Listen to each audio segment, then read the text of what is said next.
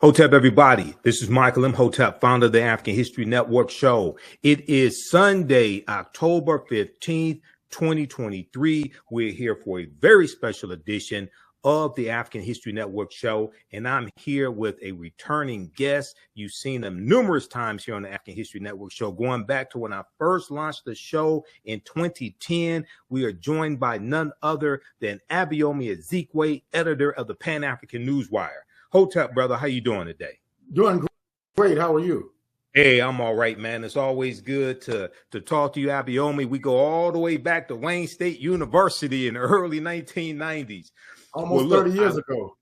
Absolutely, man. Absolutely. You still look like you did back then. Thanks for the compliment. I know I don't, but thanks anyway.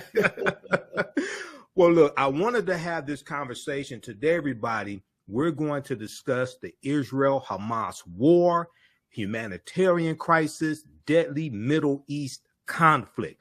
This has exploded since last week, Saturday, October 7th. It has dominated cable news. It has dominated headlines. You've seen me share information, especially from Al Jazeera English, who has some of the best coverage next to the Pan-African Newswire, because I've been reading some of Abayomi's information as well, some of his articles from the Pan-African Newswire. Okay, so we're going to get into this and get into a history lesson as well. Now, Abayomi Azikiwe is the editor of the Pan-African Newswire, which is an electronic press agency that was founded in 1998. He has worked for decades in solidarity with the liberation movements and progressive governments of the African continent and the Caribbean. Abayomi is a graduate of Wayne State University, my alma mater in Detroit, Michigan, where he earned an undergraduate and graduate degree in political science, public administration, and educational and administrative studies. He has spoken on numerous news platforms as well, international platforms. They are numerous, too numerous to name.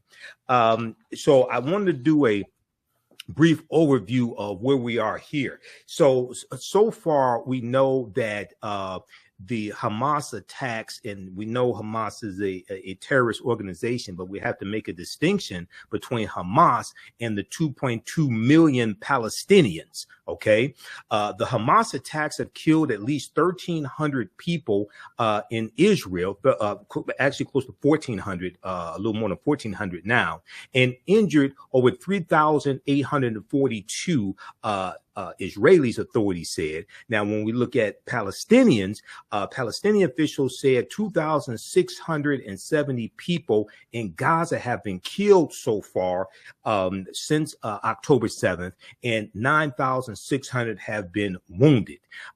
Daniel Hagari, a spokesman for the Israel Defense Forces, said on Sunday, October 15th, that about 600,000 people had evacuated south and that others should follow. The Israeli military said it is preparing a wide range of offensive plans, quote, for the next stages of the war, with an emphasis on significant ground operations, end quote, though it has not provided a concrete indication of when the assault would start. Now, the United States is working with the governments of Israel, Egypt, and Jordan, as well as with the United Nations, quote, to surge support to ease the humanitarian consequences of Hamas's attack, create conditions needed to resume the flow of assistance, and advocate for the upholding of the law of war, end quote, President Joe Biden said on Saturday, October 14th. Now, the World Health Organization said Israel's directive to evacuate hospitals in northern Gaza was a quote unquote death sentence for the sick and injured, end quote, and called on the country to reverse it. We know that the United Nations has also said the call for the call that Israel put out for 1.1 million Palestinians to flee Gaza and head south. They said that was impossible as well. Now, the Palestine Red Crescent Society has said it will continue to operate Al-Quds, QUDS hospital and Gaza's emergency medical center. Diplomats struggle to ease an escalating humanitarian crisis in Gaza and get foreigners out of the blockaded enclave as intensifying clashes along Israel's border with Lebanon and Israeli airstrikes inside Syria stoked fears of a wider conflict in the region. So, Abayomi, I want to turn it over to you. Tell us what's your analysis of what has transpired since October 7th, when the terrorist organization Hamas attacks Israel? We know there were about 256 or so people killed. We know there are about 156 Israelis that were taken hostage. And also the updated number is that 30 Americans were killed as well. So what's your analysis so far?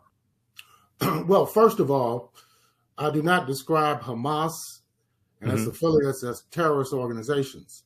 They are liberation movements and political party. Hamas was elected by the people of the Gaza Strip to take political control of that region. In 2006, right? Palestine.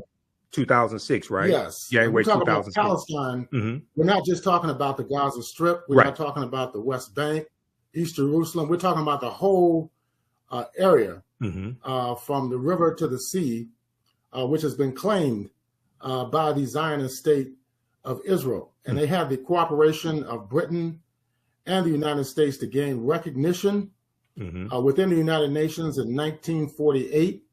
The United States today is a major financial, military, technological, political, and diplomatic supporter of the state of Israel. Right.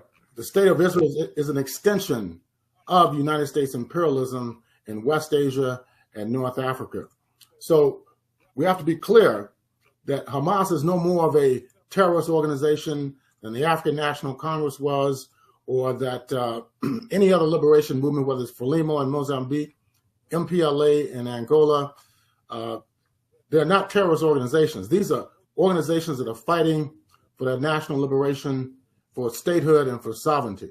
Now, they want to frame them as a terrorist organization to delegitimize their struggle, to say that only the Zionists, people who subscribe to Zionism as an ideology, have a right to control Palestine. This is totally false. They said the same thing about South Africa, that the Boers, the so-called Afrikaners, were the legitimate owners of that part of Southern Africa. It's absurd. I mean, just think about it. You know, most of the people who run the state of Israel now, their ancestry is in Western Europe and some in Eastern Europe. A lot of them are from Germany. They can trace their heritage back to Germany, Poland, Hungary, Lithuania, and so forth. Traditionally, there was a Jewish community in that part of the world, and also in Africa as well. So this is what people need to understand. The original Jews, it's highly likely that they were African people, right? You know, from ancient Egypt, Ethiopia. There's people who like Colossians, and from bit to Israel. Exactly. So all these lines were drawn by the imperialist states. Even the whole concept of Palestine, for example, which described Israel prior to 1948.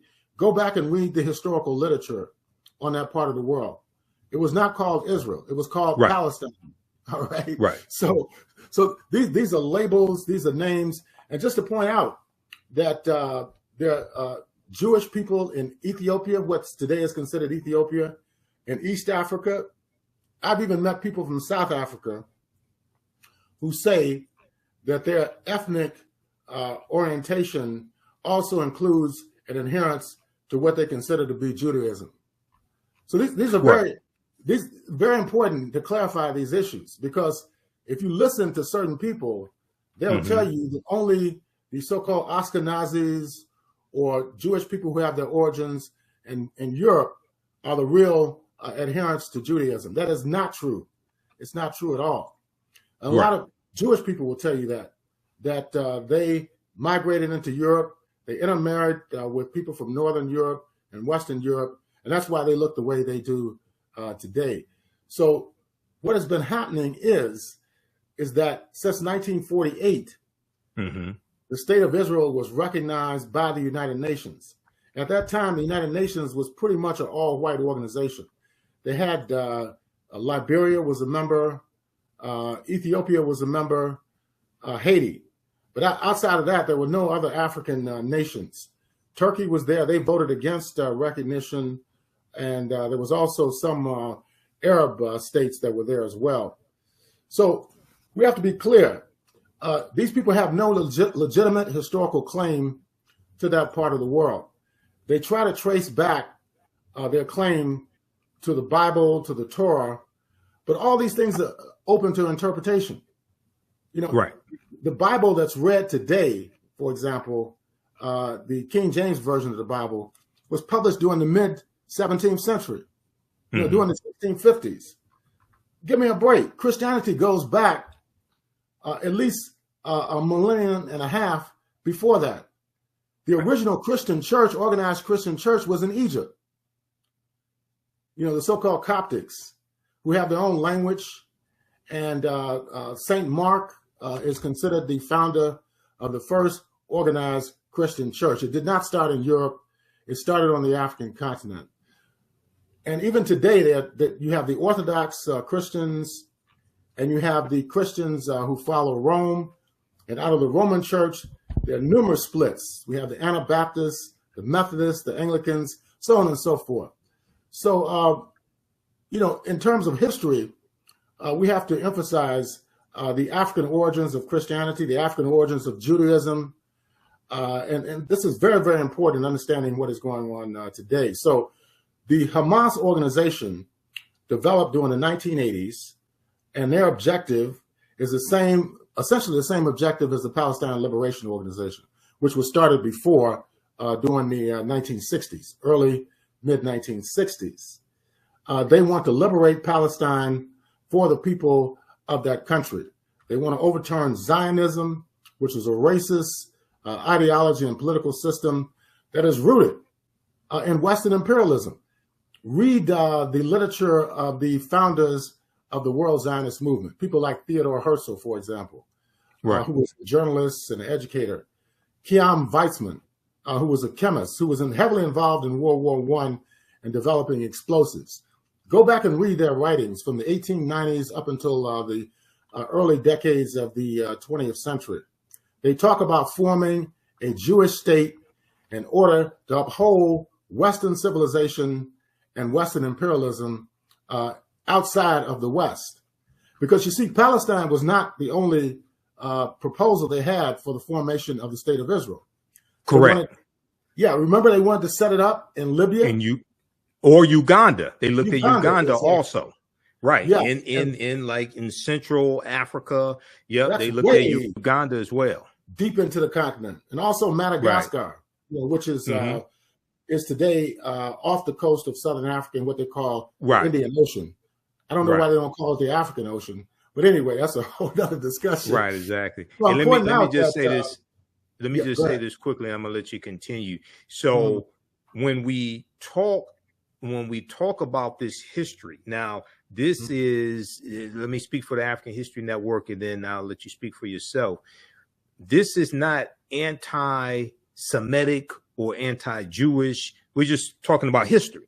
Exactly. Okay. This is not trying to dehumanize anybody. This is not saying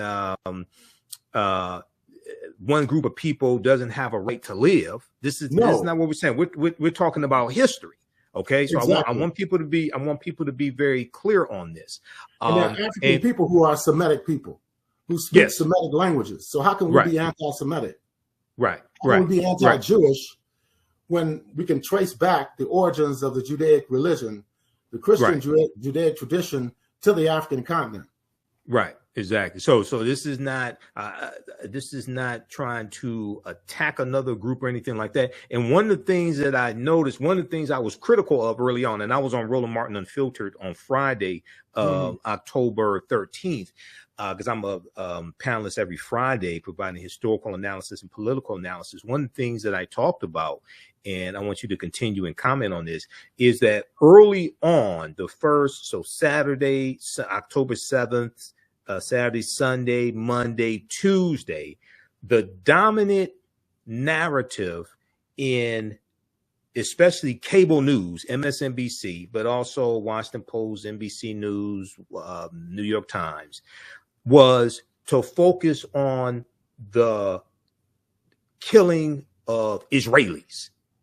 Exactly. And to a much lesser extent, that they talk about the Palestinians who were being killed, and who have been killed, even if we just look at from 2008 to 2020, is about 5,500 Palestinians who've been killed, compared to something like 500 Israelis. But around Wednesday, as the number of Palestinians being killed started to surpass the number of Israelis who have been killed since October 7th, because Israel has been firing hundreds of rockets into the Gaza Strip. Now it's something more than 2,400 Palestinians will be killed, compared to about 1,400 Israelis just in this past, since October 7th. Now you start seeing a narrative shifting some. They've had to modulate and start talking about the humanitarian crisis in the Gaza Strip, the deaths of Palestinians, and things like that. So I have seen this shift. It's not as much as I think should happen, but I have seen a change. Go ahead and comment on that and continue your comments. Yes. Anytime oppressed people take up arms to fight for their liberation, the oppressors label them as terrorists. I've heard comments from Israeli officials referring to Palestinians as animals. This is to dehumanize the oppressed. This is to delegitimize the struggle of the oppressed people, to say that they're less than their oppressors, and therefore they don't have the same equal rights. Israel is a Jewish state. It's primarily a European Jewish state. They have special roads, supermarkets, housing districts exclusively for Palestinians. Israelis have special favors and status within Israeli society. You have to look at the context under which the initial attack occurred. Right. They were having a festival, music festival, in southern Israel, right on the border with Gaza, where people are living in squalor. To have people who are living high on the hog, and you don't have anything in your own country. That is right there something that could spark violence against the oppressors.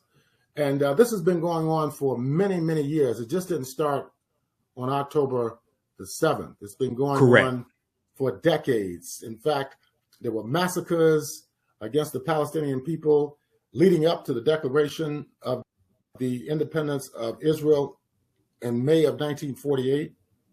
There were forced removals of Palestinian people from their homes in the hundreds of thousands. And this was all sanctioned by the United Nations, and it was sanctioned largely by the United States government and the British government. Right. So these are important points to bring up, and it has nothing to do with saying that somehow European Jewish people have some special proclivity towards hatred and oppression. In fact, the Zionist movement, when it first started in the 1890s and the early part of the 20th century, was a minority movement. The majority of Jews in Europe in particular did not support it. This changed radically as the decades moved on, particularly after 1948. So today, what the Zionist ideologues and politicians try to advance is that if you oppose the state of Israel and its policies, it means that you're against the Jewish people. This is a convoluted effort, right, to build support not only externally but also internally within the Jewish community. In fact, some of the most harsh criticism and treatment against people who oppose Zionism are done by those within the Jewish community who have raised questions and who actually oppose the system that they have there now. So they attack each other. And you've seen it in the last year. There have been huge demonstrations in Israel, in Tel Aviv and other cities against the government of Benjamin Netanyahu. And it's divided Israeli society. Now, that division on the surface has nothing to do with the Palestinian question. Okay. Yet, it has weakened the capacity of the Israeli government under Netanyahu to even respond to the attacks that occurred on October 7th. They were taken completely off guard doing that because they're so busy fighting themselves that they have lost the capacity to even defend their. And there have been testimony over the BBC and other networks saying by Israeli citizens that they had no assistance from the Israeli Defense Forces on beginning on October 7th, the Israeli police and other security agencies when all this was going on. They were left totally defenseless, despite the fact that our tax dollars, to the tune of billions every year, are sent to the state of Israel for weapons, for intelligence mechanisms. It's close to $5 billion a year. It's close as between $4 to $5 billion a year. Of U.S. aid. The largest recipient of U.S. aid in. Yep. Okay, I was freezing up for a minute. Yes, largest recipient of U.S. aid. Israel. That's the #1 country. Okay, for those of you just joining, we're speaking with Abayomi Azikiwe, editor of the Pan-African Newswire. I've known Abayomi over 30 years. Met him when I was an undergrad at Wayne State University in the early 1990s. He's a brilliant brother, and we've had him numerous times here on the African History Network show, going back to when I first launched the show in 2010. And I've been following numerous news sources, Abayomi, including Al Jazeera English. But I saw this article from Times of Israel, and it hits on what you were talking about because Benjamin Netanyahu is getting a lot of criticism within Israel from his own people. Now, this article here, this is an op-ed from the Times of Israel by Tal Schneider, October 8th, 2023. So this is the day after the attack. The name of this article, for years, F-O-R, for years, Netanyahu propped up Hamas. Now it's blown up in our faces. The premier's policy of treating the terror group as a partner at the expense of Abbas and Palestinian statehood has resulted in wounds that will take Israel years to heal from. Now talk about this and talk some about this criticism that Netanyahu is getting from within Israel, blaming him for the attack, or what's transpired.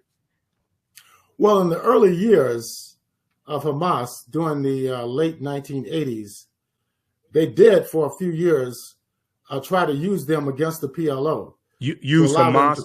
Israel tried to use Hamas against the Palestinian Liberation Organization. Yeah, in order to divide the Palestinian movement.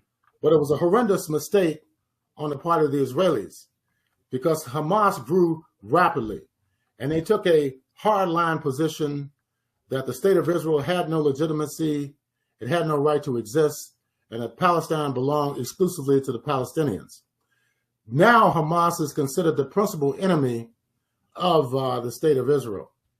So it's a contradiction, but the criticism really is centered on the fact that the defense and the intelligence apparatus of the state of Israel has gone into decline. It's obvious based on what has happened since October 7th because of the internal problems that are taking place inside the state of Israel.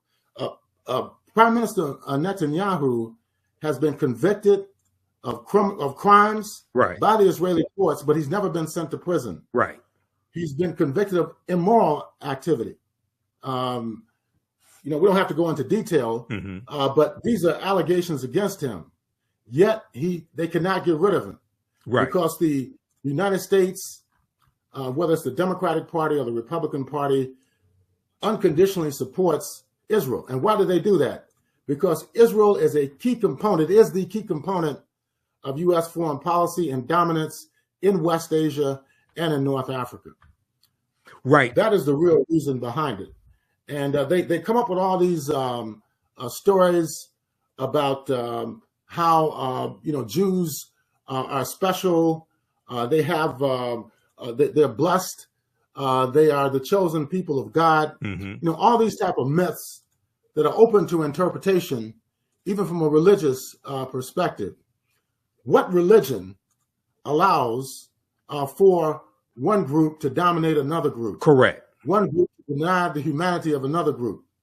Right. That's not the type of religion that most people would subscribe to. Right. So now, since these myths are collapsing, they're viewing Israel, at least in the public propaganda and psychological warfare that is advanced by all these cable news networks and media outlets, mm-hmm. is that they are a democracy. Well, how can you be a democracy when you're denying basic political and civil rights to the majority of the people in the population?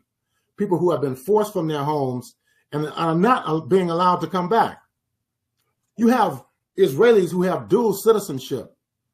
They serve, you have people who are born in the United States. They can go to Israel, get land, get a home, get jobs at the expense of the Palestinians. And they also have Israeli citizenship and United States citizenship. They could even fight in the Israeli Defense Forces. Right. Now, can you imagine if you have a Palestinian, even if he's a U.S. citizen and has a U.S. passport, if he said, well, I'm going to go home and fight with the Al-Qassam brigades, which is the military wing of Hamas, he'd be arrested, if not killed. So this is the type of discrimination that has been fostered for many years by the United States and their proxy, the State of Israel. Yeah, let me look at a little bit here of this article. And Benjamin Netanyahu also reminds me of Donald Trump, who's running for president again to stay out of prison. For years, he's a strong supporter of Israel as well. What'd you say? Yeah, he's a staunch supporter of Israel as well. Trump is a staunch supporter of Israel. Mm-hmm. And somebody posted about the Islamic Palestinians. They're also Palestinian Christians. So even though the majority of Palestinians are Islamic, there are adherents to Christianity among the Palestinians, just like in Egypt, for example. Yeah. You have Muslims and you also have Egyptian Christians. And then also Egyptian Jews exist as well, just like there are African Jews. Right. So, I don't think it's per se a religious struggle, mm-hmm. although there is an emphasis on the part of Hamas in regard to Islam. But I believe that the basis of the conflict is between the Palestinians who are oppressed and the Zionists who are the oppressors. That is the main contradiction. I don't think it's a religious contradiction because historically these people lived together. Jews, mm-hmm. Christians, and Muslims had lived together for centuries. So they politicized religion and racialized religion in an effort to dominate that part of the world. And let me just say this also, when we talk about Christianity, Judaism, or Hebrewism, and mm-hmm. Islam, when we talk about them as religions, they are not specific to a particular race. What I mean by that is people of different races can adopt that religion. Okay. Mm-hmm. You have Chinese Muslims, you have African Muslims, you have white people who are Muslims as well. Okay. Yeah. When Malcolm X went on his Hajj to Mecca in 1963, late April, May 1963, he talked about seeing blonde hair, blue-eyed Muslims in Mecca. Okay. Mm-hmm. Now he did go to Mecca in 1959, probably saw the same thing, but he just didn't talk about it then. So. Yeah. He was under the Nation of Islam. Right. He was in the nation then. It's important to point out that he went to several countries in West Asia He also went to Egypt, Sudan, and Ghana in 1959 as an emissary of Elijah Muhammad. But it was in 64, after he broke with the Nation of Islam, that he accepted Orthodox Islam as his religious outlook. But he was very clear that his objective was to liberate Black people. Right, absolutely. He officially he officially separated from the Nation of Islam. I think it was March 8th, 1964. Yeah, March 8th, 64. Yeah. And then we know March 26th, 1964, he meets Dr. King for the first and only time at the U.S. Senate debate for the Civil Rights Act of 1964. And then during that debate. Yeah, during that debate. Right, exactly. They met for a couple minutes. And when Malcolm met Dr. King, he told Dr. King, and there's an article from the Washington Post that deals with this, he told Dr. King that he was throwing all of his effort into the heart of the civil rights movement, because Malcolm, even though he created the Organization of Afro-American Unity, when he leads the Nation of Islam, Malcolm joins the civil rights movement. Okay. And he, in March 29th, 3 days after he meets Dr. King, March 29th, 1964, he delivers the Ballad of the Bullet at Washington Heights, New York. And he delivered March 29th, 1964, April 3rd, 64 in Cleveland, Ohio, Corey Methodist Church. And then April 4th, 1964, here in Detroit, King Solomon Baptist Church. And in the Ballad of the Bullet, he talks about interjecting Black nationalism into the civil rights movement. Is in the speech. He talks about interjecting Black. That's one of the themes. Yeah, that's one of the themes of the speech. He's talking about interjecting Black nationalism into the civil rights movement, radicalizing Black nationalism, but he radicalizing the civil rights movement. But he also talks about registering African Americans to vote as independents. He talks about that in the speech as well. People think the Freedom Now Party.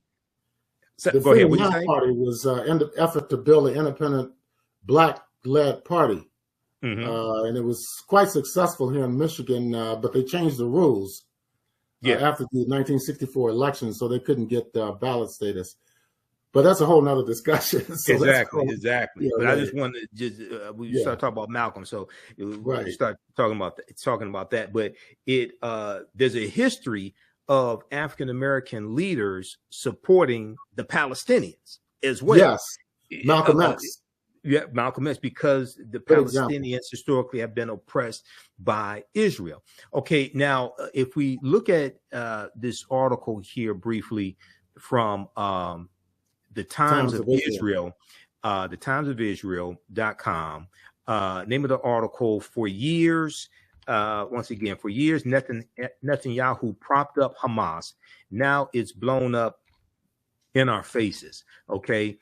So in the article, it says, for years, the various governments led by Benjamin Netanyahu took an approach that divided power between the Gaza Strip and the West Bank, bringing Palestinian Authority President Mahmoud Abbas to his knees, making moves that propped up the Hamas. They refer to Hamas as a terror group. And I want to get your perspective on the attack Hamas initiated October 7th. We're going to talk about that in just a minute. The idea was to prevent Mahmoud Abbas or anyone else in the Palestinian Authority's West Bank government from advancing toward the establishment of a Palestinian state. Thus, amid this bid to impair Mahmoud Abbas, Hamas was upgraded from a mere terror group to an organization with which Israel held indirect negotiations via Egypt, and one that was allowed to receive infusions of cash from abroad. Okay. Now, Hamas was also included in discussions about increasing the number of work permits granted to Gazan laborers, people who live in Gaza, which kept money flowing into Gaza, meaning food for families and the ability to purchase basic products. Israeli officials said these permits, which allow Gazan laborers to earn higher salaries than they would in the enclave, were a powerful tool to help preserve calm. Okay, so put this in perspective, and then I want to talk also some about the October 7th attack as well. Yeah, I don't agree with that analysis. As I said before, go ahead. They did attempt during the early phase of Hamas as a resistance movement to allow them to grow in an effort to divide the Palestinian movement. And it failed. When you say they, who is the they you're talking about? The state of Israel. Successive governments in the state of Israel. But they were not able to influence Hamas to the point where they abandoned their national liberation struggle for the liberation of Palestine. They get support from Qatar. Some people say that the Hamas group came out of their relationship with the Muslim Brotherhood in Egypt. And but they do get support from Qatar, which is a oil-rich country. That's where Al Jazeera is based. Yeah. But they don't talk about that. They talk about the support that they get, which is mainly military support from the Islamic Republic of Iran. They don't have the same ideology as the dominant group in Iran. But Iran, as a principled state that supports the total liberation of Palestine, or Al-Quds, as they call it, that's why they support Hamas. They also support Islamic Jihad, which is another political party and liberation movement that's heavily based in the Gaza Strip. Now, when you say they, you're talking about the state of Israel. No, I'm talking about the Islamic Republic of Iran, the Iranian government. Oh, okay. Islamic Republic of Iran also supports Qatar supports Hamas. Yeah. And so does Iran. But I'm saying ideologically, the Iranian, they're Shia Muslims. Yes. And they tend to be a lot more internationalist in their approach. That's how they've grown over the last 44 years. But Iran supports Hamas based upon the principle that they are fighting for the liberation of Palestine, for the liberation of Jerusalem, for the Muslim holy sites. That is the basis of their support. It's not necessarily an ideological affinity between Hamas and the Islamic Republic of Iran. Same situation with Qatar. Qatar is a very wealthy enclave in the Emirates. I mentioned they have Al Jazeera, and they have, in fact, supported Hamas as well.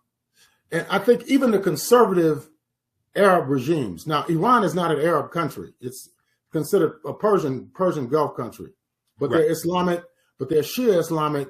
They're not of the Sunni variety of Islam. But even countries like Qatar, for example, it makes sense for them to support Hamas and for them to support the Palestinian struggle because they know the current structure that exists there now is unsustainable.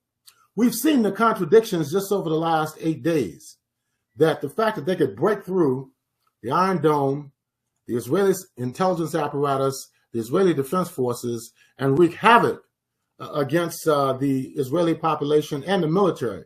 It's not just civilians, so-called civilians, who are really settlers in the state of Israel that have been captured by the Hamas fighters.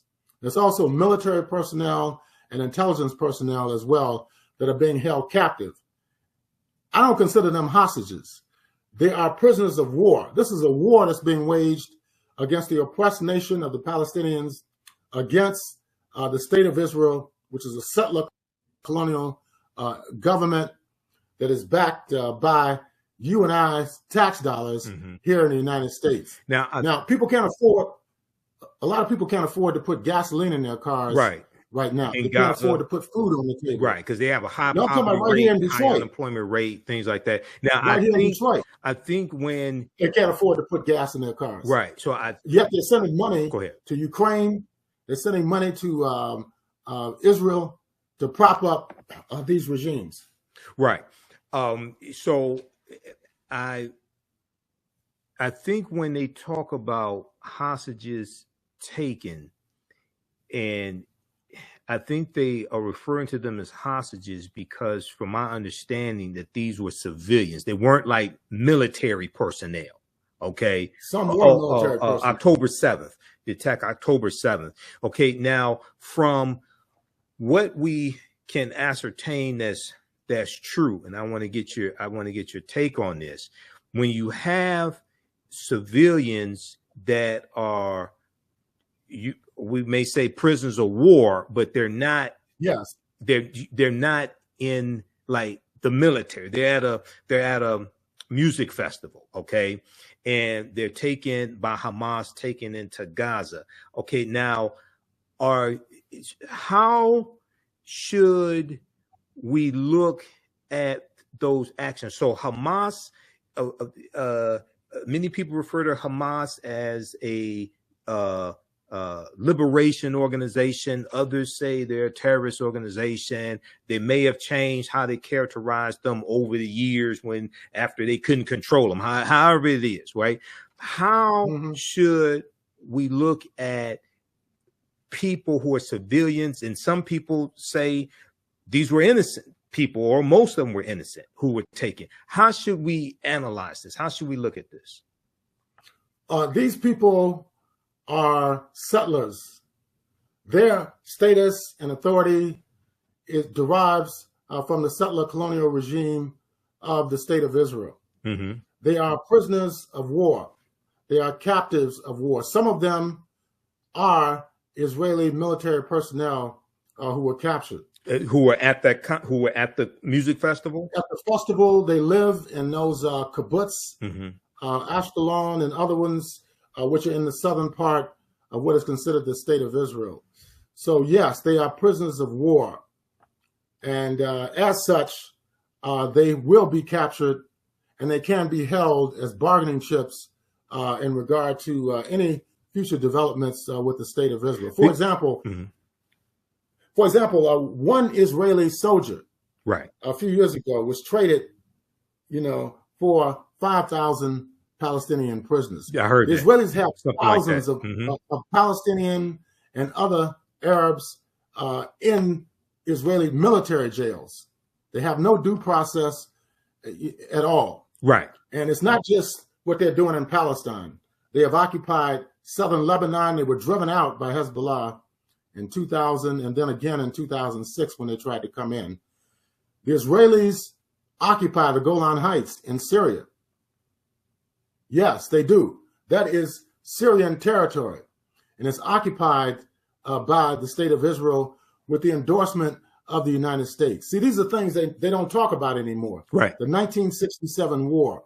You saw the seizure of the Sinai, the Golan Heights in Syria, and also the Suez Canal. Yeah. And they also annexed the Gaza Strip and the West Bank, which were connected with Egypt and Jordan. So Palestine is not what Israel defines it as being, the West Bank and the Gaza Strip. It is the entire land. And of course, historically, it's connected with Egypt, right, which is in Africa. Right. Yeah, okay. It's right next to Egypt, and yes. And the only thing that really separates Africa from what has been termed as the Middle East is the Suez Canal, if I remember correctly. The Suez Canal, which was completed around 1859, because basically all that was part of Africa also. It is. Yeah. Who drew the lines? Who drew the lines to say that Palestine is not part of North Africa? I mean, give me a break. Where does Africa stop and where does Asia begin? West Asia, begin. And I'm going to we could go back. We could go back and it's a lot of literature that substantiates the interconnectedness of these peoples. Right. Yemen, for example.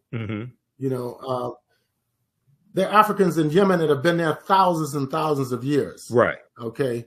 They didn't come from Ethiopia. They didn't come from Somalia. Yeah, I've met some of them.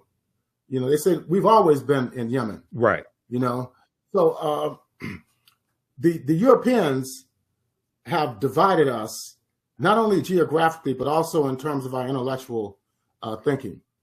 To say that, oh no, what does this have to do with Africa, Palestine? It has a lot to do with Africa, right? You know, because it's right there, you know, connected to the Rafah crossing, which they talk about, is considered Egypt. Mm-hmm. One side is Egypt, the other side is considered Palestine or Gaza or Israel. So, you know, it's a very complicated situation, but it's very simple if we think in terms of how the imperialists have carved up the world. Exactly. Just in terms of Africa too. Yep. It's the same situation. Well, for example, okay, Sudan, mm-hmm. just to mention this briefly. Okay. The area that's considered Sudan today, for centuries, they had Christian kingdoms for about 6 centuries that resisted the encroachment of Islam. You know, we can document this in history. Well, that part of that was Nubia. Part of that was Nubia within within the region of Kush, the lower portion of what today is Egypt, the upper portion of Sudan was Nubia. I just interviewed Sister Nubia Wartford on the African History Network show on Thursday, April 12th. You know, so you have to understand history to be able to understand what you're seeing today, especially we're dealing with geopolitics. And your understanding of history is directly related to your understanding of politics. There's another article I want to go to. We're going to wrap up here in a few minutes. But, you know, when at least I was a kid, you know, I would watch like Sunday morning before I went to church with my mother. I would watch the Lone Ranger TV show from the like 1950s, the black and white. And then there were 5 seasons. Clayton Moore is the Lone Ranger, the first 4 seasons in black and white, the last season in color. And in the Lone Ranger, it were reruns. They had to be reruns. Oh, these were reruns. Yeah, these are reruns. I wasn't born in 71. Yeah, these are reruns. But but the Lone Ranger TV show, it was easy to identify who the good guys were and the bad guys. It was real easy. Right. The good guy, the Lone Ranger wore a white hat. A lot of times the bad guys were black. They were outlaws, things like this, right? They called them outlaws, what have you, okay? Here, when we understand this history, it's not so clear who's the good guy and who's the bad guy if based upon media, based upon how certain acts or like October 7th are depicted.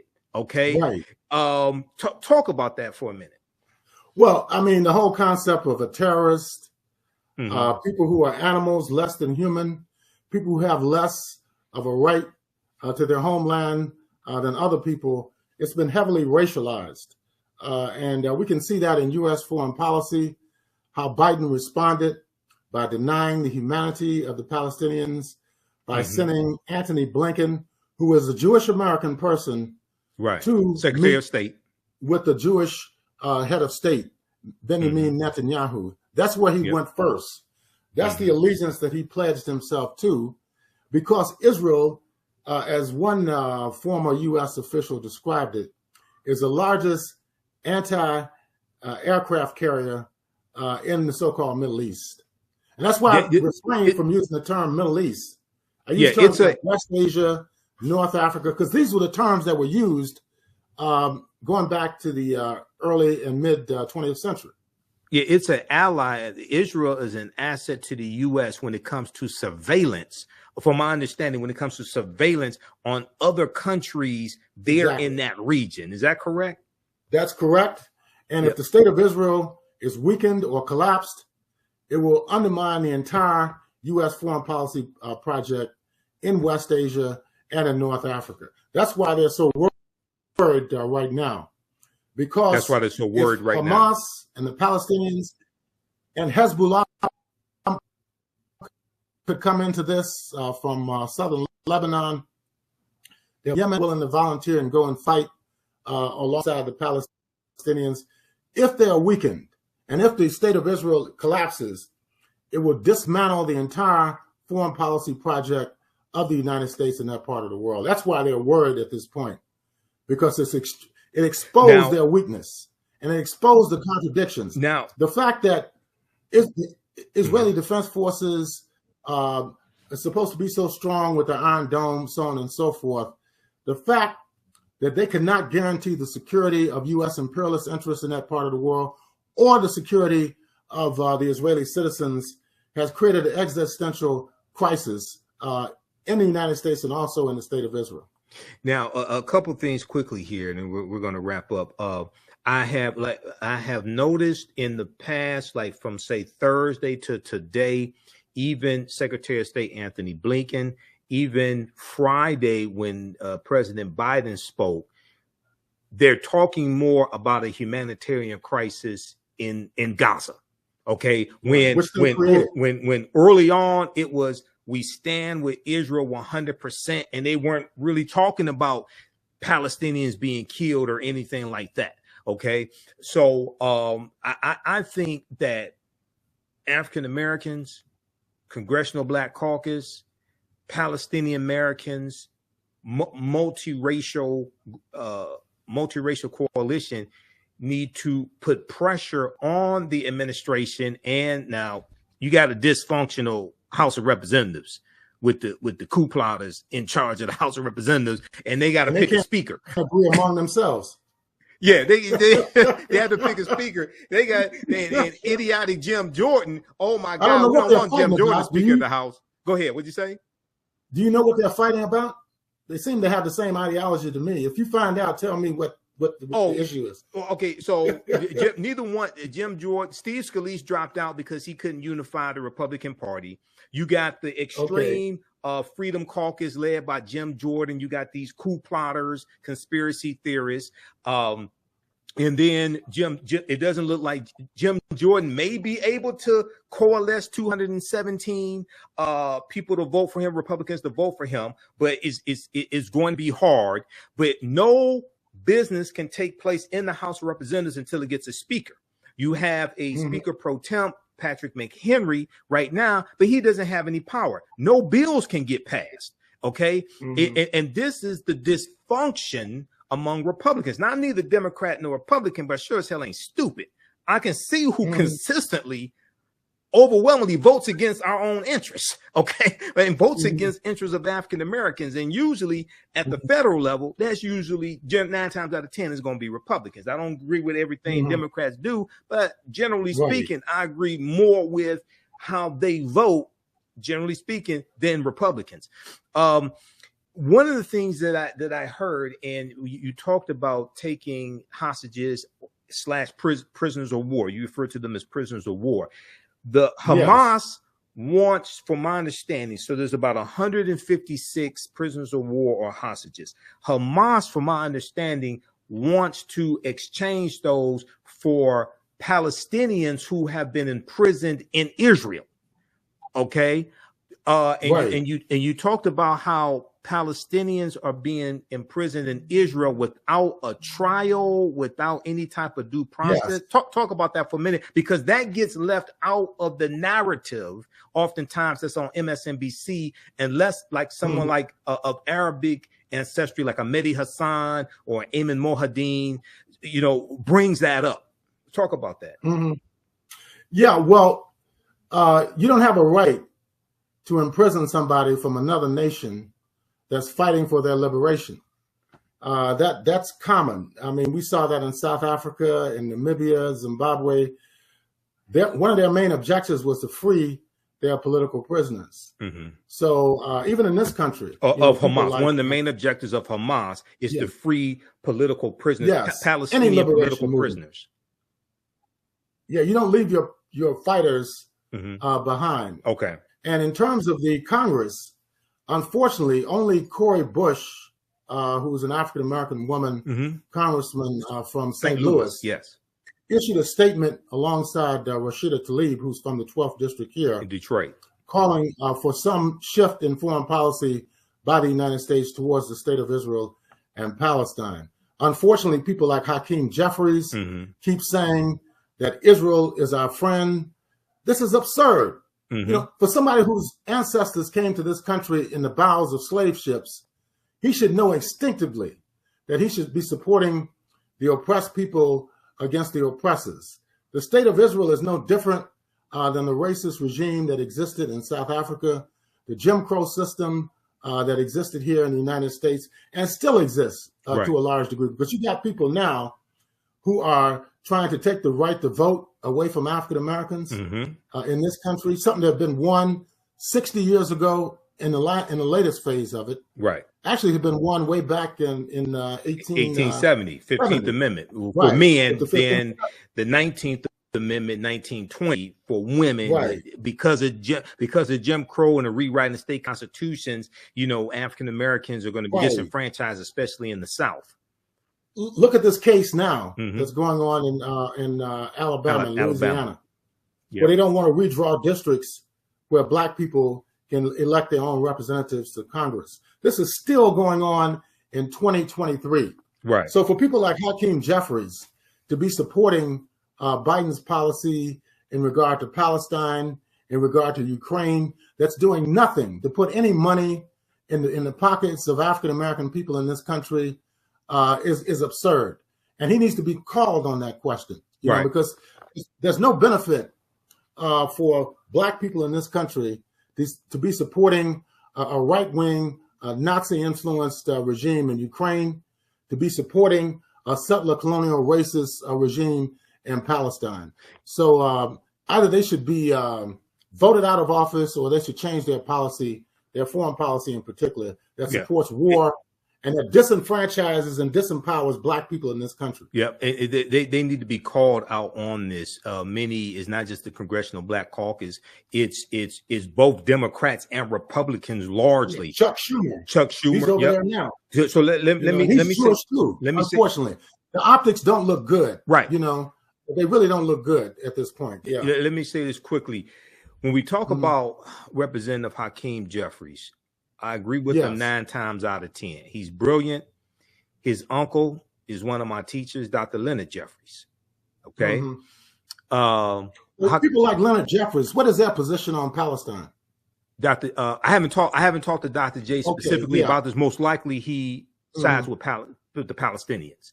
Just like, I really hope so. Yeah, just like I really hope so. Yeah, because but Dr. J is not a. He needs to talk to his. I didn't know. He needs to talk to his nephew. Yeah. Dr. J is not a politician. He's a historian. So this is the narrative coming from the U.S. government that Representative Hakeem Jeffries is echoing, and the whole, because I saw members of the Congressional Black Caucus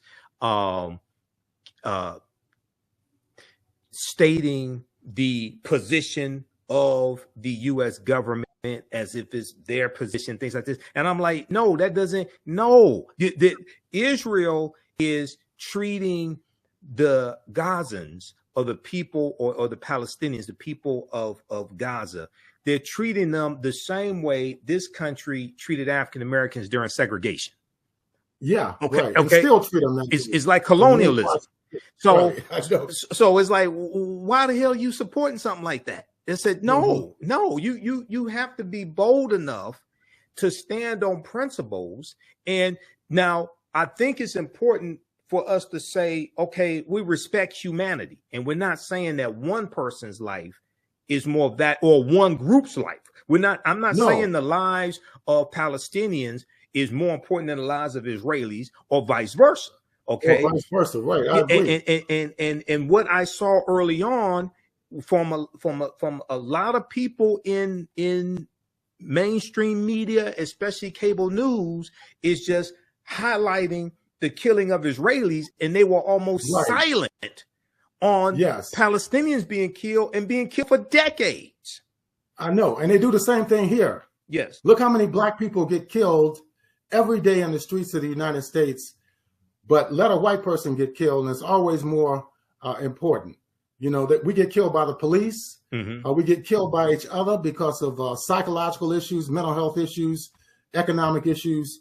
But it's not a major crisis until a white police officer is killed or some other white official or ruling class white person is killed. Then it becomes a major issue. So, we have to reorient our thinking in that regard.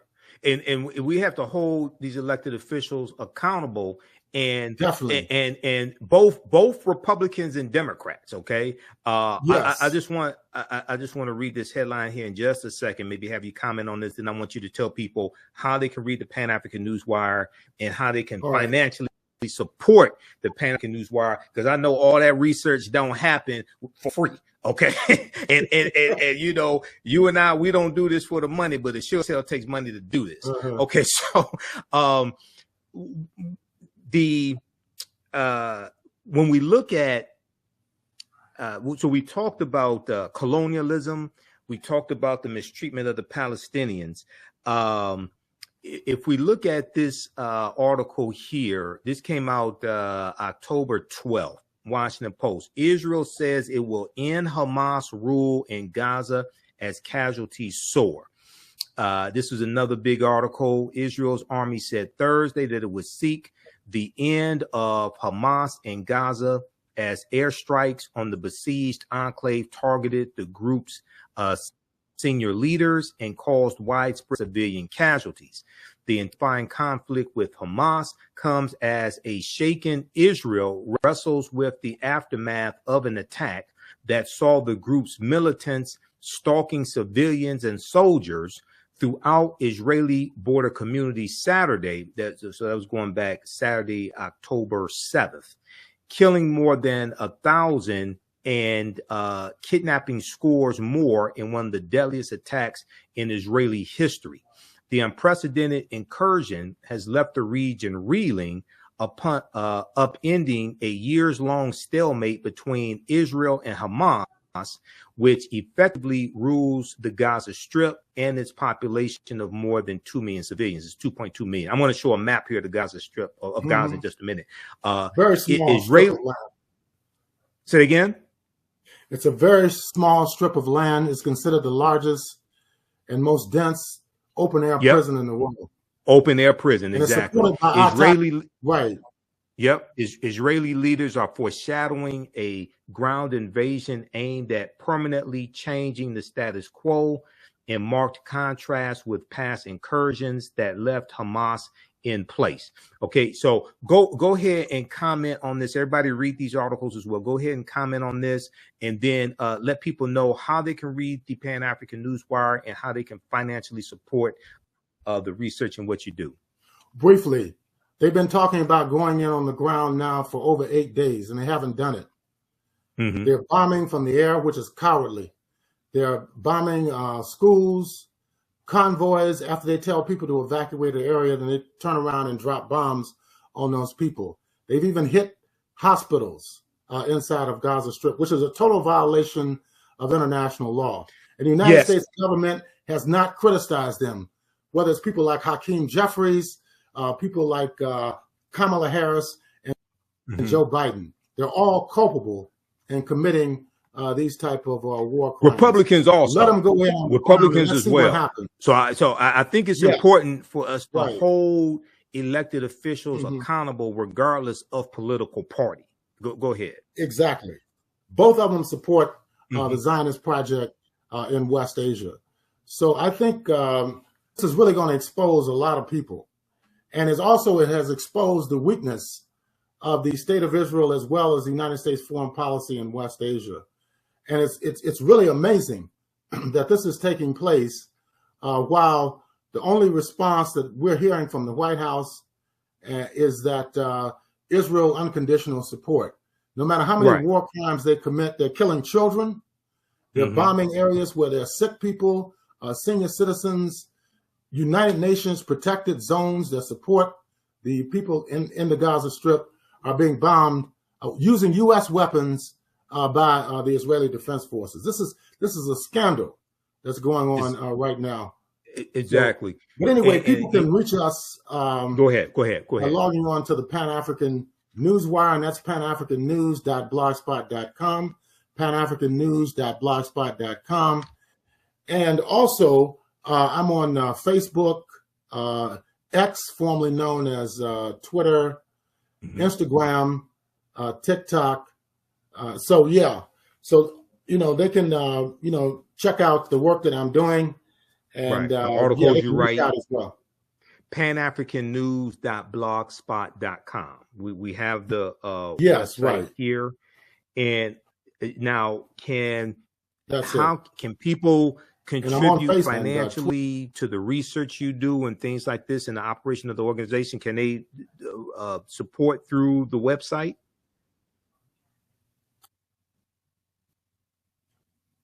Or how can they support? Let me put it like that. No. This is the work. They can support by reading, and they can support by doing research and sharing also the social media post, the web post, so other people can read this information. I mean, it's amazing. Last month was like the highest number of views that the Pan-African Newswire received in its 15-year, more than 15 years. Actually, it's almost 18-year history. So it is growing. The viewership is growing, and also frequently I get invited, to radio stations and TV stations like yours. Yes. Whether it's Press TV, whether it's Sputnik Radio out of Washington D.C., WPFW in Washington D.C., which is a part of Pacifica Radio, and others. Webinars. Haven't you been on Al Jazeera also? Al Jazeera TV? Yeah, I have been on there in the past. Not as frequently now. But I've been on Al Jazeera, RT, TVC, which is based in Nigeria, and others. Right. Now, just so people can understand this geographically, okay, this is courtesy MSNBC, whether they know it or not. Gaza evacuation area. So we see Gaza Strip, and so it's about 140 square miles or so, 144, 2.2 million people densely packed into that area. You see it's right next to Egypt. Right. Okay. Egypt is in North Africa. All right. Exactly.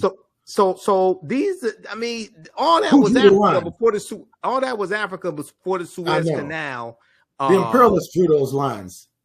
Well, the Berlin Conference of 1884 and 1885, 14 European nations, they meet in Berlin, Germany, and they carve up Africa into colonies. And most of the geographical boundaries that exist in Africa today came from that Berlin Conference. There was no African representation there. But I want people to see this geographically. And for those who are confused, Egypt is still in Africa. Just so who think Egypt is part of this fictitious Middle East or something like that. No, Egypt is part of Africa. Okay, of course. All right, goes back thousands and thousands and thousands of years. Various civilizations, languages, all that. So that's our land. So we should definitely be and even if you say Palestine is not part of Africa, they're still neighbors, and we should be concerned about what's going on in our neighbors' communities. Absolutely, and everybody also now with us. I mean, it costs money to operate the African History Network. I'm broadcasting right now. I'm not broadcasting directly through Facebook. I'm broadcasting through Restream and YouTube. That costs $179 a month, the package that I have that I'm using to broadcast right now and do rebroadcast for this network. Okay. So you can support us, $ the AHN show through Cash App and through PayPal, paypal.me/the AHN show. Visit our website, theafricanhistorynetwork.com, theafricanhistorynetwork.com. Also, you can register for my online courses. I'll tell you about in just a minute when we get finished here with Abayomi. Well, look, brother, keep up the good work. You share some valuable information with us, and the lives of people of different ethnic groups, religions, races, everybody's life is equal. Okay. So we can't, and this is one of the big criticisms I've had of the media going back to October 7th, where they just want to talk about Israelis who were killed. And even I heard one Jewish reporter, even today, he said, well, when you look at, okay, 1,400 Israelis killed, there's 10 million people in Israel. He said, proportionally, that's the largest killing of Israelis or Jews since the Holocaust. Okay, but wait a second.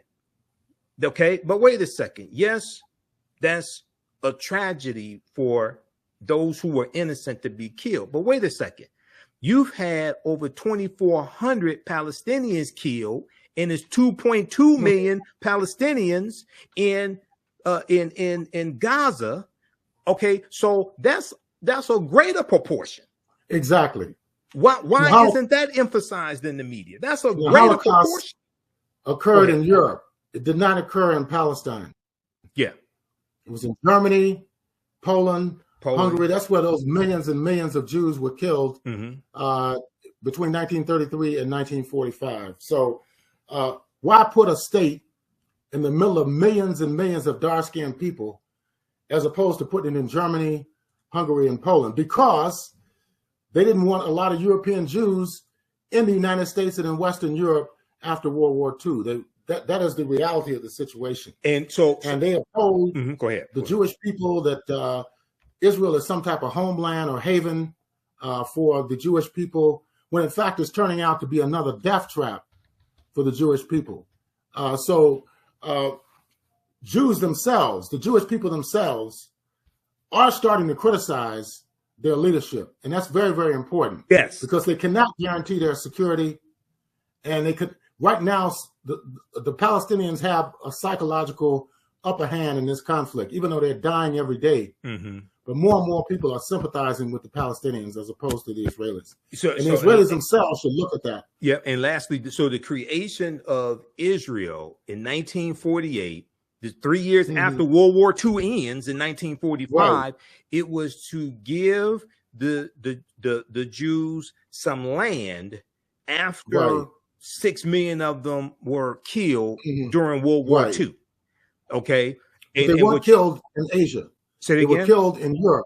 Yeah, they were killed in Europe. Yeah. So you're saying Palestine. So you're saying Israel should be in Europe, not next Possibly, to Egypt. I don't know. Which was Africa. That's up to the Europeans to decide.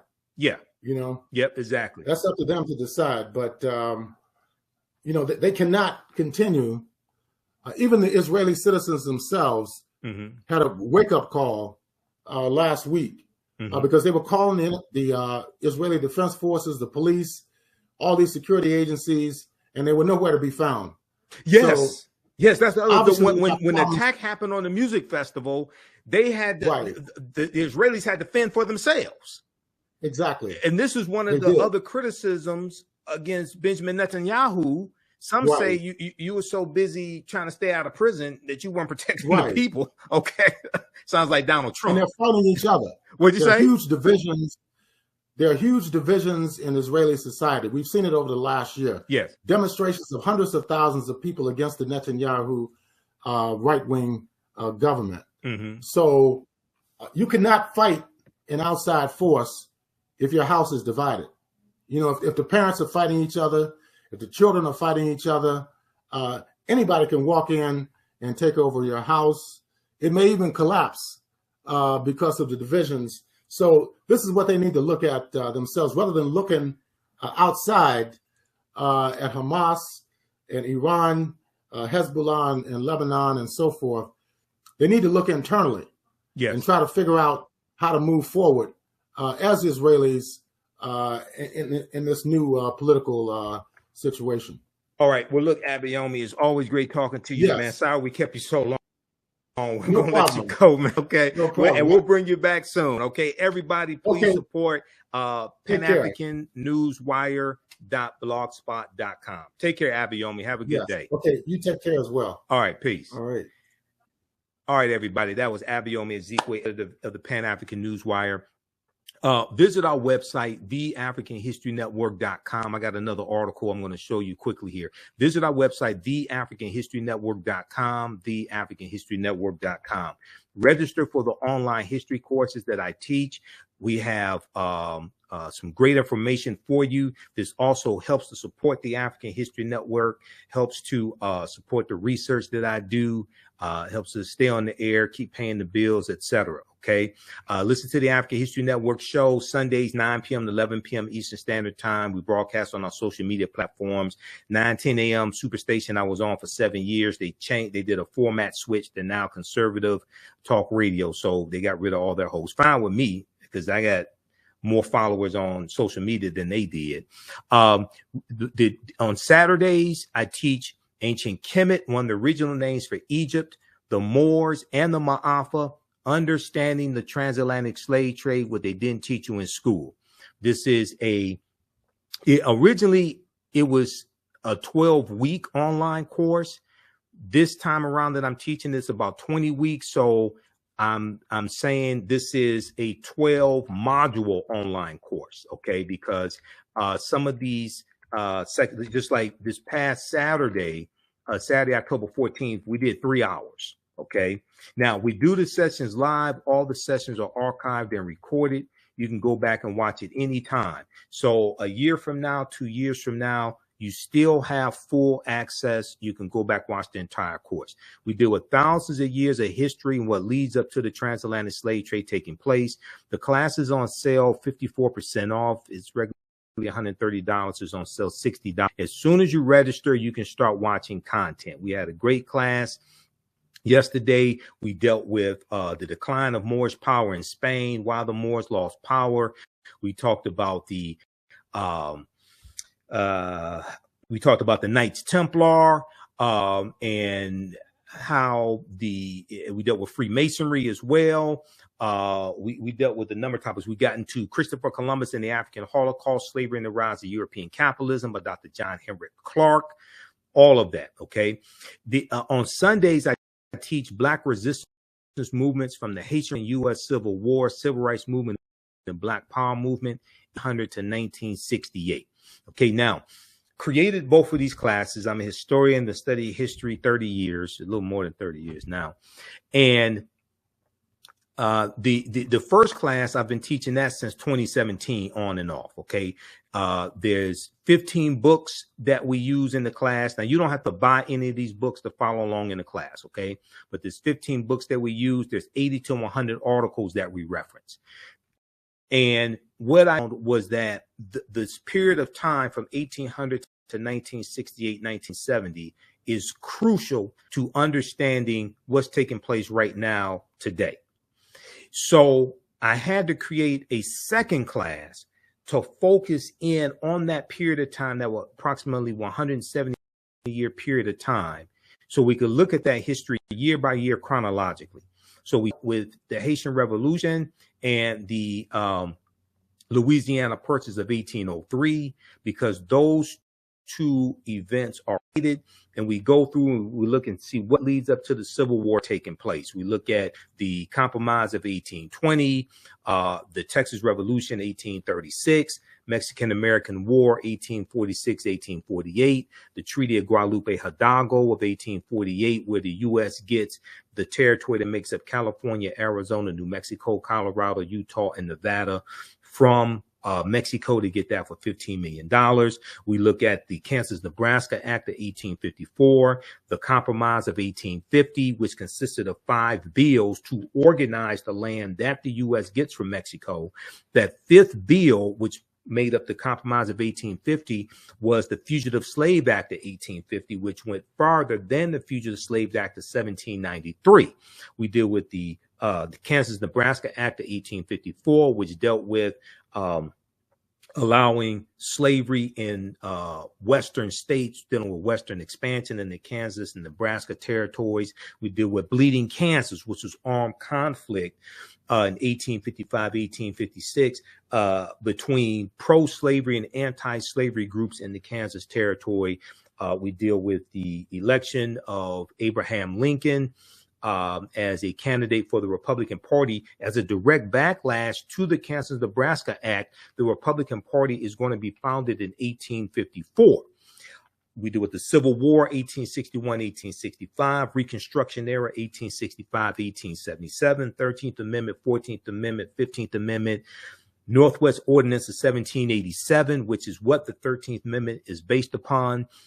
We talk about the Freedmen's Bank being created, the U.S. Bureau of Freedmen, Refugees, and Abandoned Lands, 1865, the collapse of Reconstruction, 1877, with the Compromise of 1877, the deal made between Republicans and Democrats for if Rutherford B. Hayes, who was the Republican candidate, if Democrats allow him to become president, because neither Rutherford B. Hayes nor Samuel J. Tilden had enough. Well, hold on, we got something playing. I gotta see what this is playing.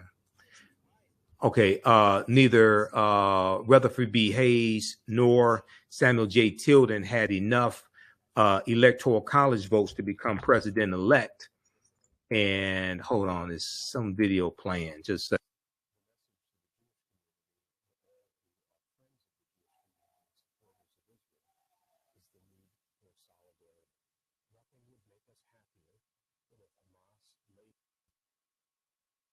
okay, let's continue. So the Civil War, Reconstruction era, and the deal that was made between Republicans and Democrats to allow Rutherford B. Hayes to become president if he agreed to remove the Union troops from the South, which were protecting to a certain extent the new rights that African Americans received, okay, from the 13th, 14th, 15th Amendments, but also the Civil Rights Act of 1866 as well. So we deal with this history, and we go through this history chronologically up until 1968 with the assassination of Dr. King, all right? So that next class for our Sunday class is going to be Sunday, October 22nd, Sunday, October 22nd. So register for both of those classes, and we have a bundle pack where you get both classes for $100. Also, we have a 15 of my lectures in the bundle pack. African History Awakens the African Mind from Mental Death. We have this in a digital download bundle pack, 15 of my lectures, and the lectures are listed here as well. We have it on the homepage of our website, and we have a description here, 15 of my lectures dealing with history, politics, the film Black Panther, entrepreneurship. This is on sale, $75. It's a $150 value. We have it in digital download format and DVD format. DVD format is $100. So you can order that right now and start watching the content right now for that, okay? Lastly, this article here is from, there's an article from history.com, which deals with the creation of the state of Israel. Now, this is not the Israel of the Bible. And it's important. Now, what I say may go outside the circumference of some people's awareness. Maybe I should have started the broadcast with that, my disclaimer.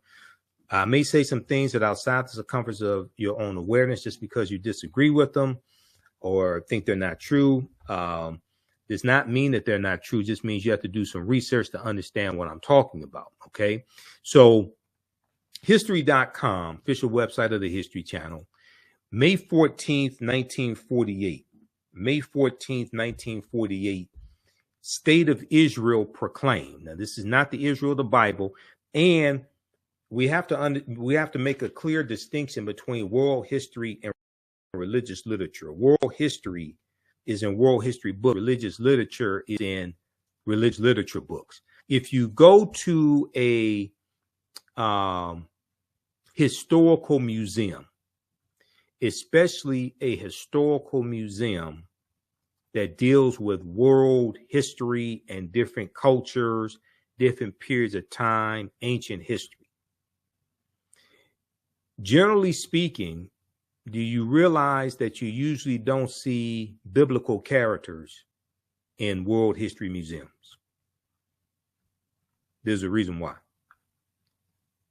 Unless they have a special section in the World History Museum for biblical characters.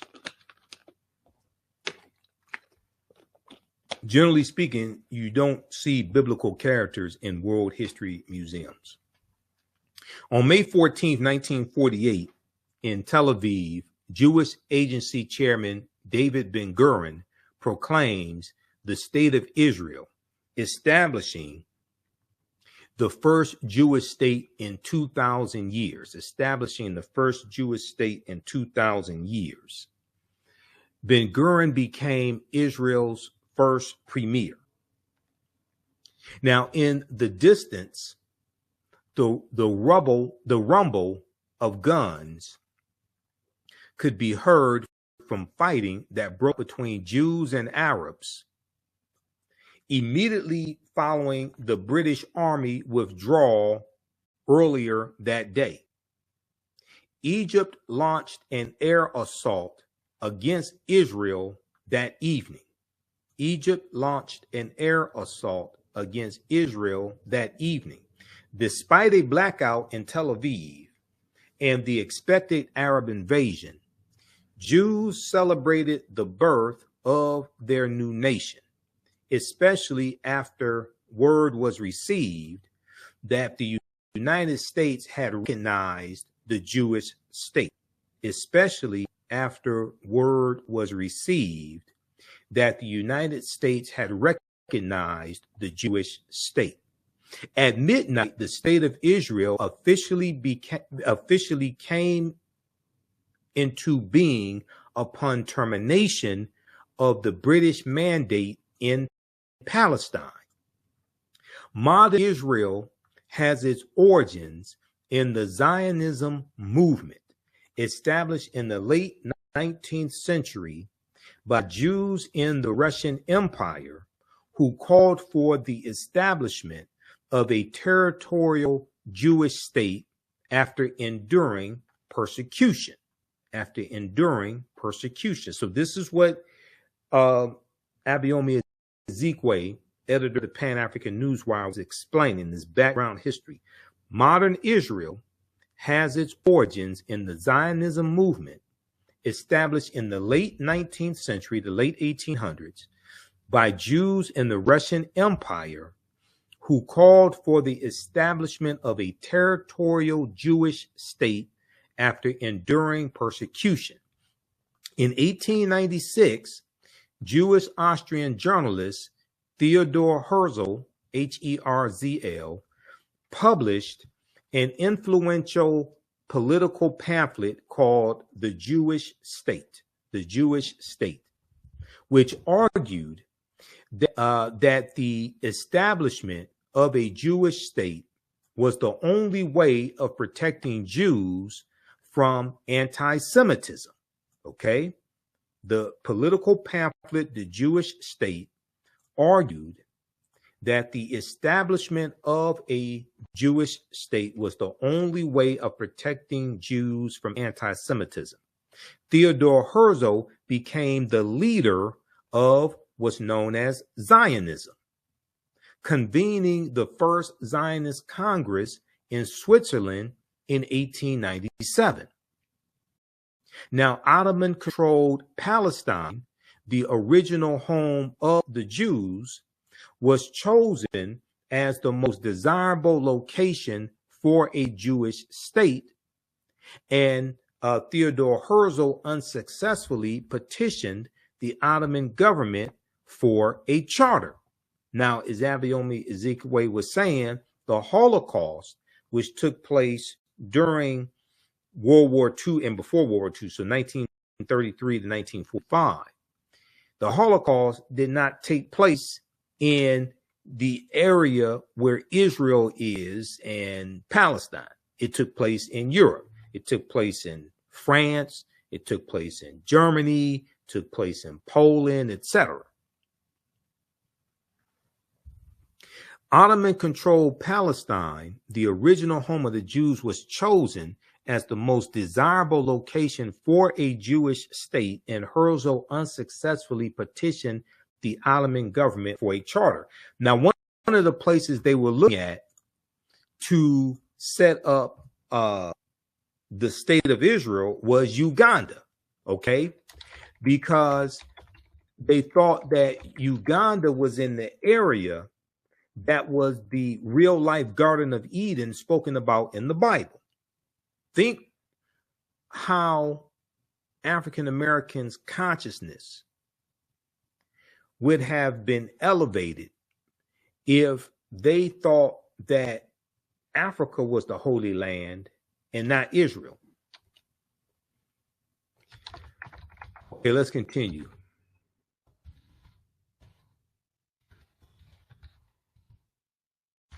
I'm trying to pull up something. Okay. Okay, I'm trying to pull up a citation on that too. All right, now, after the failed Russian Revolution in 1905, growing numbers of Eastern European and Russian Jews began to emigrate to Palestine, joining the few thousand Jews who had arrived earlier. Give us a thumbs up, give us a like, give us a heart on this broadcast. You're watching a special edition of the African History Network show as we deal with the Israel-Hamas war, humanitarian crisis, deadly Middle East conflict. And our guest tonight was Abayomi Azikiwe, editor of the Pan-African Newswire. After the failed Russian Revolution of 1905, growing numbers of Eastern European and Russian Jews began to migrate to Palestine, joining the few thousand Jews who had arrived earlier. The Jewish settlers insisted on the use of Hebrew as their spoken language. With the collapse of the Ottoman Empire during World War I. Now, World War I is 1914 and 1918. We deal with a lot of this in the second class that I teach, the class I teach on Sundays, Black resistance movements from the Haitian Revolution, U.S. Civil War, Civil Rights Movement, Black Power Movement, 1800 to 1968, because we deal with World War I. We deal with World War II. We deal with the Red Summer 1919, where you had about 25 major race riots the year after World War I ends. With the collapse of the Ottoman Empire during World War I, Britain took over Palestine. In 1917, okay, now this is still during World War I. In 1917, Britain issued the Balfour Declaration, B-A-L-F-O-U-R, the Balfour Declaration, which declared its intent to establish a Jewish homeland in Palestine.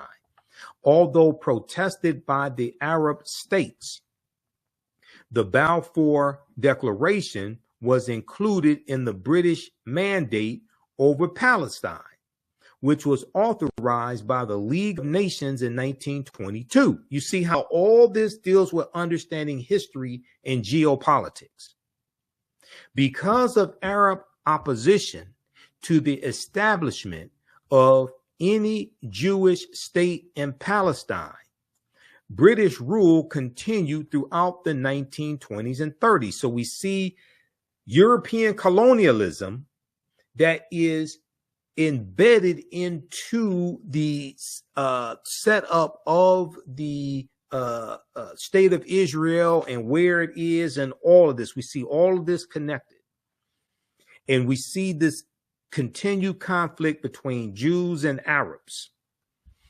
Beginning in 1929, so the same year the stock market crash here in the U.S., which leads to the Great Depression.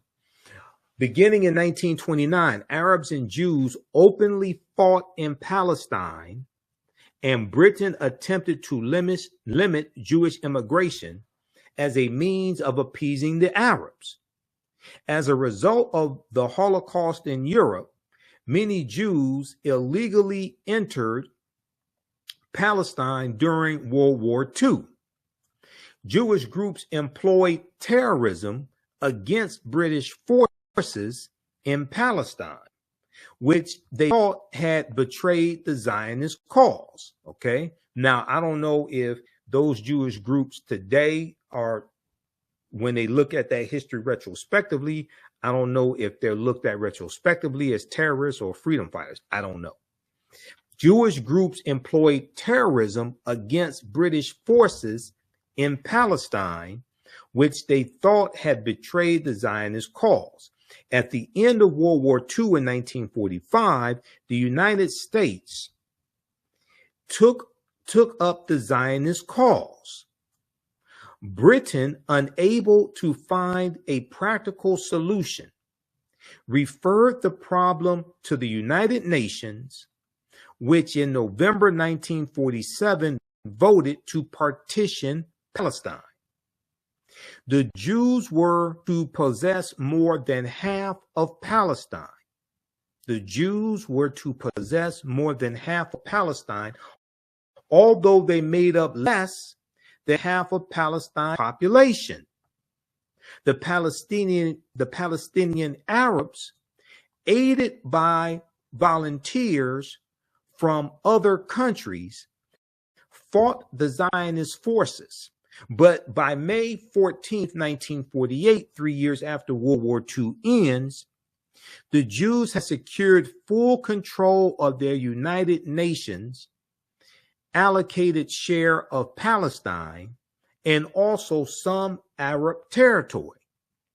On May 14th, 1948, Britain withdrew with the expiration of its mandate, and the state of Israel was proclaimed.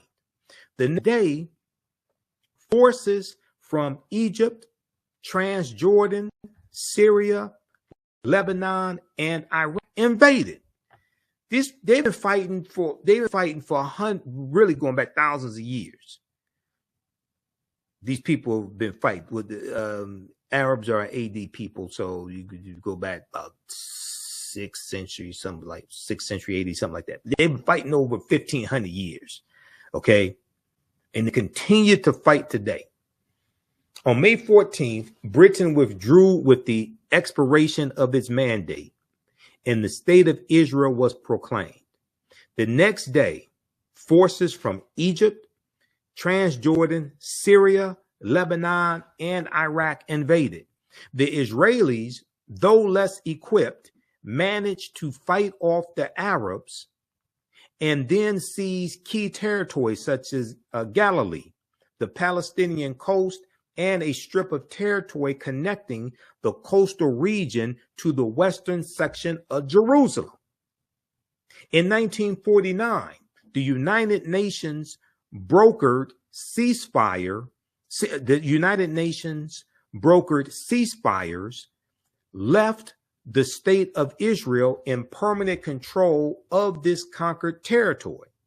The departure of hundreds of thousands of Palestinian Arabs from Israel during the war left the country with a substantial Jewish majority. During the Third Arab-Israeli conflict, known as the Six-Day War of 1967, which Abayomi spoke of as well, Israel again greatly increased its borders, capturing from Jordan, Egypt, and Syria the old city of Jerusalem, the Sinai Peninsula, the Gaza Strip, the West Bank, and the Golan Heights. In 1979, Israel and Egypt signed a historic peace agreement in which Israel returned the Sinai the Sinai Peninsula in exchange for Egyptian recognition and peace. Israel and the Palestine Liberation Organization, or the PLO, signed a major peace accord in 1993, which envisioned the gradual implementation of Palestinian self-government in the West Bank and Gaza Strip. The Israeli-Palestinian peace process moved slowly. It's the only Jewish nation in the world. Process moved slowly. However, and throughout the 21st century, major fighting between Israelis and Palestinians has resumed in Israel and the occupied territories. Okay, and they continue to fight today. they continue to fight today. This is a little background history. Now, your understanding of politics is directly related to your understanding of history. Check this out. This day in history, May 14th, 1940, State of Israel proclaimed. And we see the role that the United States and Britain plays, okay, these Western powers in setting up the State of Israel.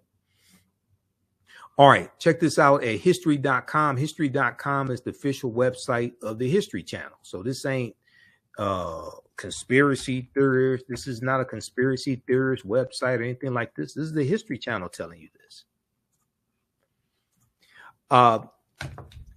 There was an article from Reuters, and I'm going to pull this up. How's everybody doing? Give us a thumbs up, give us a heart, give us a like on this broadcast.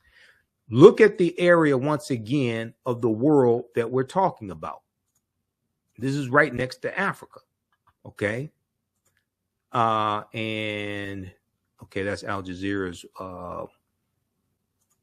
website. I mean, Al Jazeera's Facebook page right here. So look at what we were just talking about. Here we see Egypt at the bottom of the screen. Egypt's in North Africa, still in Africa. Okay. Was conquered by Arabs in 642 AD, is still in Africa. And there's still black Africans who live in southern Egypt. We see Gaza Strip. Okay. We see all that area that's Palestine right now. Then we see Israel. Okay. We see Israel right next to Gaza and the Gaza Strip, and Israel right next to Egypt. There was a article from Reuters that has been talked about in the past few days, and it deals with and we're going to post this also on my Facebook page so you can see this. Negotiations were taking place between Saudi Arabia and Egypt, if I remember correctly. Saudi Arabia puts Israel deal on ice amid war, engages with Iran. So we see all this conflict in this area of the world. Okay. Let's go to this here.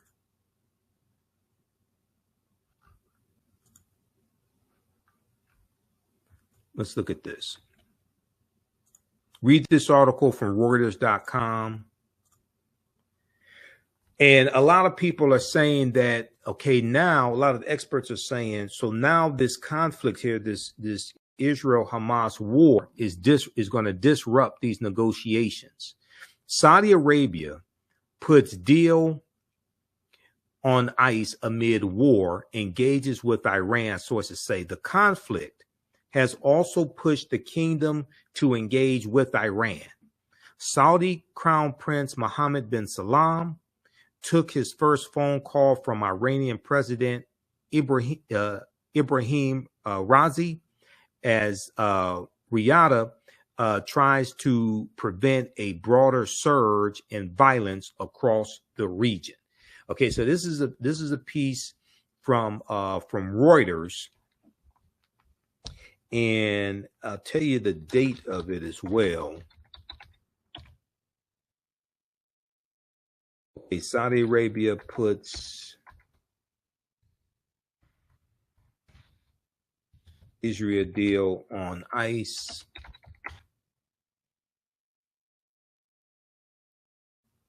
Al Jazeera also, I think Al Jazeera picked this up from Al Jazeera probably picked this up from Reuters. But if we look at this here from Al Jazeera,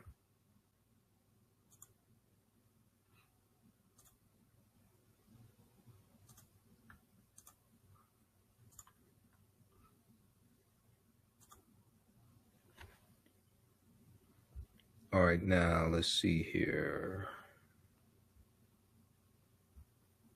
Okay, Saudi Arabia puts Israel deal on ice amid war, engages with Iran. Report: the Saudi crown prince and Iranian president had to. Okay.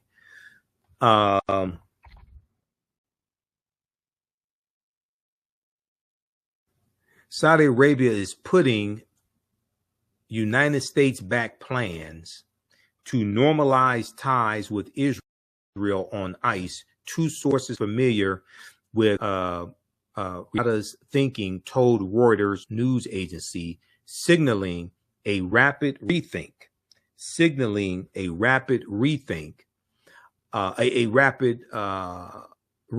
of its foreign policy priorities as war escalates between Israel and Palestinian group Hamas.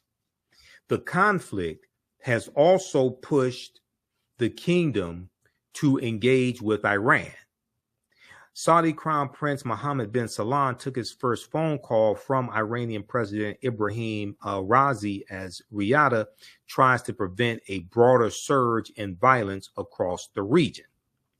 The two sources told Reuters there would be a delay in the U.S.-backed talks on normalization with Israel, which was a key step for the kingdom to secure what Riyadh considers the real prize of a U.S. defense pact in exchange, until Iran-backed Hamas sparked a war on October 7th by launching a devastating attack on Israel. Until Iran-backed Hamas sparked a war on October 7th by launching a devastating attack on Israel, both Israeli and Saudi leaders had been saying they were moving steadily towards a deal that could have reshaped the Middle East. So many experts on the Middle East and Middle East politics think that part of the motivation for this October 7th attack was to disrupt these talks that were taking place between Saudi Arabia and Israel. Okay. Both Israeli and Saudi leaders had been saying they were moving steadily towards a deal that could have reshaped the Middle East. Saudi Arabia, the birthplace of Islam, and home of its two holiest sites, had until the latest conflict indicated it would not allow its pursuit of a U.S. defense pact to be derailed, even if Israel did not offer significant concessions to the Palestinians in their bid for statehood, sources had previously said. But an approach that sidelined Palestinians would risk angering Arabs. Okay, but an approach that sidelined Palestinians, and the majority of the Palestinians are Arabs, but an approach that sidelined Palestinians would risk angering Arabs around the region, as Arab news outlets broadcast images of Palestinians killed in Israeli retaliatory airstrikes. Hamas fighters killed more than 1,300 Israelis in their October 7th attack, and more than 1,952 Palestinians have been killed by Friday in Israel's continuing strikes on Gaza in response. Okay, Friday, October 13th. Check out the rest of this piece here. Okay, because this deals with different countries in this area of the world and politics between these different countries. And it all comes down to a fight over land. Saudi Arabia puts Israel deal on ice amid war, engages with Iran. This is from Al Jazeera, picked up from Reuters.com, October 14th. Saturday, October 14th, 2023. Okay, so check this out as well. All right, if you like this type of information, if you learned anything today, please support the African History Network. This helps us keep doing the research, stay on the air, help finance the research, pay for all these services that I use to keep us going. $ the AHN show through Cash App and through PayPal, paypal.me/the AHN show. And we have the links right on the homepage of the website as well, right here when you scroll down past the information for the classes. And the classes that I teach, they're on 2 digital platforms. I have to pay for those digital platforms each month. Even if I don't teach a class, I still have to pay for those digital platforms to keep everything online and in existence. When you click right here on our Cash App link, it shows you the QR code. So this is our Cash App tag, $ the AHN show, SHOW. When you go to it, it say Michael. These 2 here and others are fake African History Network Cash App accounts. Ours is $ the AHN show, SHOW. That's our Cash App tag. There's about 5 fake African History Network Cash App accounts I've identified. So they're using variations of our tag. See, our tag here is $ the AHN show, SHOW. So I'm still trying to get those shut down. Here's our PayPal tag, and then also register for the online classes that I teach as well. All right, look, we have to get out of here. Remember, at the African History Network, we focus on educating, empowering, and inspiring people of African descent throughout the diaspora and around the world, because right now it's correct wrong behavior. It's not over till we win. Wakanda forever. And we'll talk to you next time. Peace. Hopefully you learned a lot today. And be sure to register for the online history classes that I teach on Saturdays and Sundays. Saturdays, normally 2 p.m. to 4 p.m. Eastern Standard Time. I teach ancient Kemet, the Moors, and the Ma'afa, understanding the transatlantic slave trade, what they didn't teach you in school. Visit our website, TheAfricanHistoryNetwork.com, TheAfricanHistoryNetwork.com, to register for the online classes. And right on the homepage, scroll down, you see information about our radio show. We're on Sundays, 9 p.m. to 11 p.m. Eastern Standard Time. We broadcast on our social media platforms. My class is Ancient Kemet, one of the original names for Egypt, the Moors, and the Ma'afa, understanding the transatlantic slave trade, what they didn't teach you in school. We deal with thousands of years of history and what leads up to the transatlantic slave trade taking place, okay? So you can join us Saturday, October 7th and 14th.